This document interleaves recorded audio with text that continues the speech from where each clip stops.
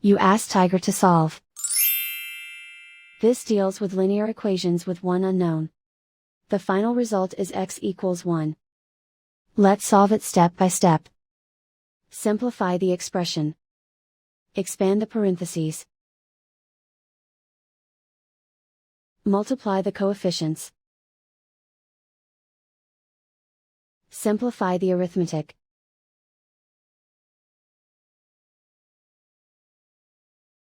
Group all x terms on the left side of the equation. Subtract 20x from both sides. Group like terms. Simplify the arithmetic. Group like terms. Simplify the arithmetic. Group all constants on the right side of the equation. Subtract 6 from both sides.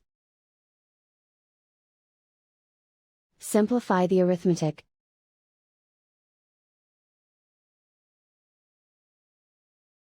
Isolate the x. Divide both sides by -11. Cancel out the negatives. Simplify the fraction. Cancel out the negatives. Simplify the fraction.